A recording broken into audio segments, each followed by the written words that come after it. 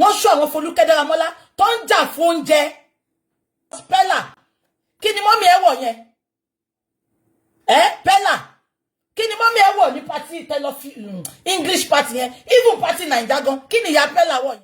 Ní tèmi ẹ káàbọ̀ nípa ọ̀rọ̀ tí Sister Bukky Jesse tí wọ́n sọ nípa aṣọ tí ìyá Peller wọ̀ yìí, èmi gan support wọn. Aṣọ tí ìyá Peller wọ̀ yìí ò dára rárá, kò dára rárá. Ìyábọ̀ Òjó gan tí kì í ṣe òun gan ló bí Peller. Ẹ̀yin gan ẹ wọ aṣọ tí Ìyábọ̀ Òjó nínú ẹ wọ aṣọ Ìyábọ̀ Òjó wedding Peller ẹ kàn bí ẹ ṣe look sexy, ẹ wò bó ṣe look nice. Ẹ wá wọ aṣọ Ìyábọ̀ Òjó yìí, ìyá ìyàwó wo àbí ìyá ọkọ wo ló máa wọrú aṣọ yìí tání kò wọ aṣọ.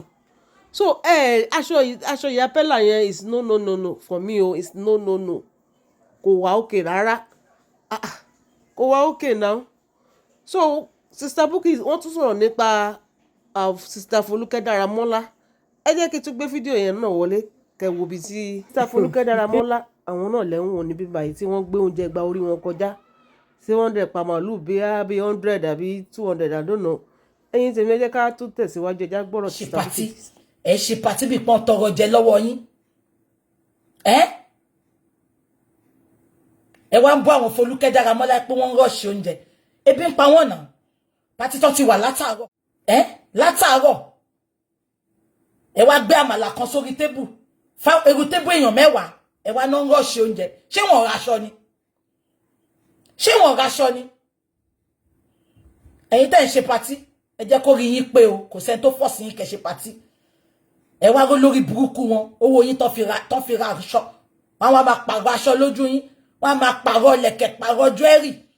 Meanwhile, àwọn guests tẹ́ pé wọ́n oúnjẹ party. Ṣé mo sọ fẹ́ pé mo ń bú party èèyàn kan ni? I'm just talking generally. Because I have had a lot of reports. People have been telling me to talk about it. But tí wọ́n rí party Peller ní last week yẹn, mo kàn pé what the hell is this? Ẹ ṣe party náà ẹ̀ náà ṣe nǹkan ẹ̀yin tẹ́ wà Naija lélẹ̀. Ẹ̀yin tẹ́ wà ń bí náà. Ẹ tọ́jú ara yín, ẹ múra fúnra yín, ẹ ná bí 100 million, 200 million sára yín. Àwọn ìyá yín wọ́n máa wò bí ọmọ ọ̀dọ́ ọlọ́kà. Kọ́ tó bá wù yín ní kẹ́ sọ o, because Peller, kí ni mọ́mì ẹ wọ̀ yẹn? Peller, kí ni mọ́mì ẹ wọ̀ ní party English party yẹn? Even party Naija gan, kí ni ìyá Peller wọ̀ yẹn? Ọmú kọ́tìnì, wọ́n wá mú sùwé di 100,000 naira per 5 yard, wọ́n wá lẹ̀ mọ́ kọ́tìnì. Peller, kí ni mọ́mì ẹ wọ̀ yẹn? Mi like nǹkan tí mọ́mì ẹ wọ̀ yẹn. Fine, àwọn ìyá yẹn lè bá gbọ́ fashion, but bó ṣe ń plan fún ìyàwó ẹ̀, gba wọn fashionista náà, kọ́ máa plan fún mọ́mì ẹ. Ó wá ẹsẹ̀ lọ ń pín owó fáwọn mọ́mì àti àwọn àánú ẹ lórí share. Ṣé kò ti jẹ́ kó fi owó yẹn sínú àpò wọn kó tó lọ jókòó síbi tó jókòó sí yẹn? Ẹ̀yin ọmọ yìí, nǹkan tí Mohbad yẹn náà ṣe kó tó kú nìyẹn. Ẹ máa disrespect àwọn parents yín. Àwọn parents yín tó ṣọlọ́kọ̀ wá sílé ayé. Ẹ wo nǹkan tí ìyá Peller wọ̀. Bí ìbú o. Ìwọ tó lè ná gbogbo owó yẹn, owó ló ná náà. Ẹ tó bá lò náwó kò ní yẹ. Owó ló ná Peller. But bó ṣe náwó yẹn tó, wọ́n bí ìyá ẹ ṣe rí. Wọ́n wọṣọ kòkò sálẹ̀. Wọ́n tún wá wọ wẹ́jìsì tó ń tà ní Ìdúmọ̀tà lábẹ́ bíríjì. Èmi ò láìkì gbogbo yẹn. Kó má dẹ̀ ra góòdù kékeré fún ìyá ẹ. Peller. Oh my God, ẹ̀yin tèmi ẹ. Peller nìkan jẹ́ kọ́ ni mo bá wí. Ẹ̀họ́ náà ya yín àti bàbá yín ẹ̀yin tẹ́ ń wò mí láàárọ̀ yìí. Ẹ má sọ pé dádì mi ti darúgbó kò ní gbà lọ́wọ́ mi. Ẹ má sọ bẹ́ẹ̀. Ẹ wò ya Peller. Ẹ wo kun wọn bí ikùn mi. Wọ́n wá wọ fitted gown yẹn bí yóò kéré ni òbí nǹkan tó bá lórí igbá lọ́wọ́ ni. Wọ́n wá wọ wedges, suede wedges black. Ṣógun láyé ni. Èló ló ń ta ready made. Èló ló ń ta ready made. Èló ló ń ta ready made. Wọ́n wá look very tacky. Dẹ̀ wo ìyàwó ẹ̀. Wà àwọn ẹbí ìyàwó ẹ̀. Ẹ̀yin obìnrin kò dàbí ẹ̀ kí n ṣe dáadáa. Tó bá ti ń ṣe wedding ẹ, máa rántí ìyá ẹ. Máa tọ́jú ìyá ọkọ ẹ. Tó bá ti ń raṣọ tiẹ̀, Vicky, bá mi gbé aṣọ fún mọ́mì mi. Ìyá ọkọ mi, mọ́mì mi gbogbo wọn, bá mi gbé aṣọ fún wọn. Má jẹ́ kó ju 1 million lọ, kò pọ̀jù fún Peller náà. Kò pọ̀jù fún Peller. aṣọ turkey lẹ́kọ̀ọ́ dùmọ̀ta ìlò lọ́ntà àbí mọ́mí Peller ló bá wọn ti rin ni ẹ jẹ́ ká jẹ́ kó rí wá pé o ẹ má ta àwọn parents yín lọ́pọ̀ ẹ wo Mohbad egbére yẹn náà tó kú láti jọ́ tí orí kan ṣe tó sùn lọ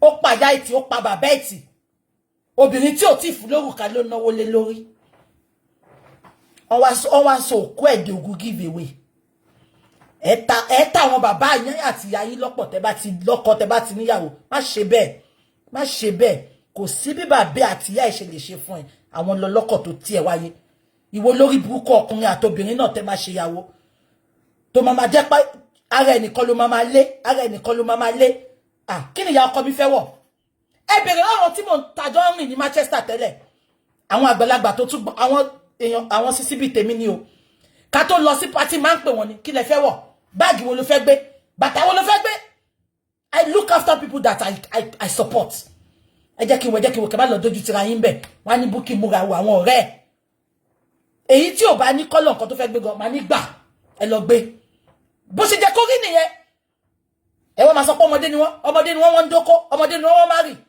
wọn mọ̀ pé àwọn ìyá wọn máa look lines mi ní kọ́lọ̀ break bank ẹ má ṣì mí gbọ́ but aṣọ tí mọ́mí Peller wọ̀ yẹn no it is a no for me ìkómọ́gán wọn gbọ́dọ̀ wọ́ lọ ẹ rí Ìyábọ̀ Òjó ni mi fi ya Peller wo Ìyábọ̀ Òjó ṣùgbọ́n wo Ìyábọ̀ Òjó náà ìyẹn gbọ́dọ̀ rìn dọ̀tí náà wọ́n wá wọ kaba mi mọ last time tí mo ti rí kaba yẹn ẹ máa wọ kaba burúkú yẹn kaba tí ò pọn yàn lé rárá àwa wí tán Peller tí wàá fẹ́ fún wọn lówó ó fẹ́ fún wọn lówó tán máa ná gbogbo yẹn ló ti jẹ́ kán look after náà kó tó dé orí stage yẹn ìgbà engagement yẹn náà bí wọ́n ṣẹ̀ṣẹ̀ bẹ́ẹ̀ ni kó ó mú bẹ́ẹ̀lì 20,000 fún bàbá ẹ̀ dájẹ́ ẹ̀ wá pín fáwọn tó tẹ̀lé dájẹ́ ẹ̀ wá wọ́n wá ń pín lórí stage it is kò pọ́n dájẹ́ ẹ̀ lẹ́nà wá ẹ̀ṣẹ̀ ló ń pínwó lé wọn lọ́wọ́ you don't do that gbogbo yẹn ló jẹ́ kẹ́ ti take care of kẹ́ tó dé party yẹn ọ̀rọ̀ mi lè dàbí pé kíni èmi máa sọ tọ̀rọ̀ fún yín ẹlòmí lè máa mọ̀ láìda à ń kọ́ra wa lójoojúmọ́ ni mo fẹ́ wà ní party gan mo fẹ́ fún yàn lówó tó fẹ́ ná mi ní fún lójú gbogbo èèyàn ká má wàá sọ ìyá mi àti bàbá mi ó wá múnú owó tó ná fún ẹ ó wá lọ mú lé wọn lọ́wọ́ what a disrespect of the highest order ẹ jẹ́ ká fìyẹn sílẹ̀ ẹ̀yin tẹ́ ń ṣe party ọ̀rọ̀ yín ni mo sọ débi tí mo sọ̀rọ̀ dé ẹ jẹ́ kó rí yín pé tẹ́ bá máa ṣe party ẹ satisfy àwọn guests yín please okay so ìyá Peller tún kéré sí Ìyábọ̀ so ìyá Peller ò lè ju bí 40 years old lọ àbí kò lè I don't know about Tọ́pẹ́ Ọ̀ṣọ́bà don't tell me to talk about Tọ́pẹ́ mi mọ̀ kankan pa ẹ̀ nǹkan tí n bá mọ̀ mi ní sọ kò sí ètò kọ́ mi pẹ̀lú gbogbo àwọn yẹn I don't know I don't just talk about everything what I don't know about I don't talk about it so that is one thing about me I've been seeing that Tọ́pẹ́ Ọ̀ṣọ́bà thing but I'm not just interested because I don't know her okay no Ìyábọ̀ tí 50 now so ẹ ṣe wá sọ pé mọ́mí Peller is 47 to 50 years old Ìyábọ̀ tí 50 40 plus 40 plus ni mọ́mí Peller okay ẹ lè imagine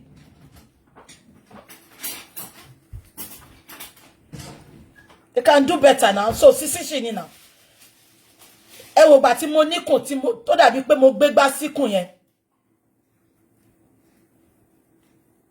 what do you mean Bisi Wise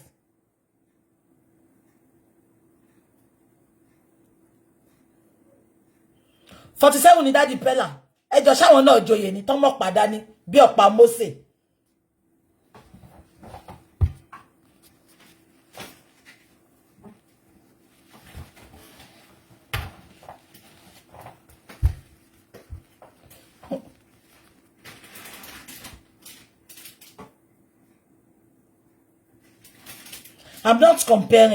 I'm not comparing Iyabo's exposure. I'm just saying, why will I compare? You know I don't compare. They should just do better. Ẹ má sọ pé torí àwọn ìyá yín gbé ní gbẹ̀rígbẹ̀ àbọ̀ ń gbé níbì kan ẹ kàn ignore wọn.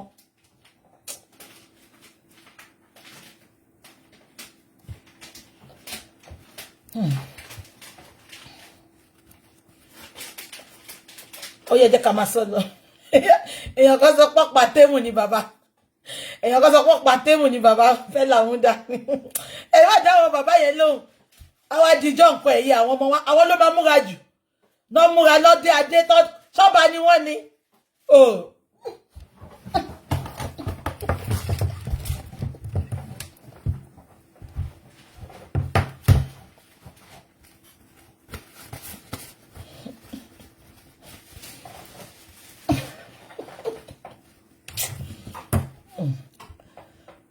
I'm not comparing exactly. I'm just advising. I don't compare people. I don't compare. No, I don't.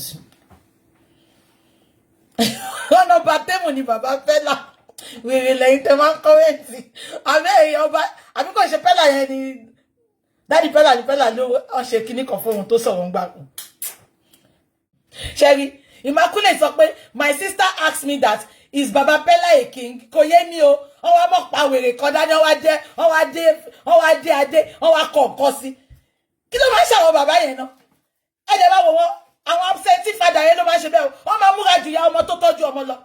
Àwọn absentee father yẹn fún wọn ní 1 inch, they will go a mile. Ẹ wá dàgbàdà bolẹ̀, ẹ jáde, ẹ wá rówó ná lójú agbo. As a matter of fact, ìkọ́nà àwọn bọ̀bọ̀ tó wọ aṣọ yẹn ló mú 20,000 fún bàbá yẹn. Wọ́n wá dúró sójú agbo. Pẹ̀lú gbogbo. Mr. Bukky wọn ò lè rọrùn wọ kí ló ṣe múra bàbá Peller bàbá olóye it is well ẹ̀yin tèmi ẹ jẹ́ má gbàgbé láti drop comment yín ẹ ṣe opinion yín lórí ọ̀rọ̀ tí Sister Bukky Jesse tí wọ́n sọ nípa Peller.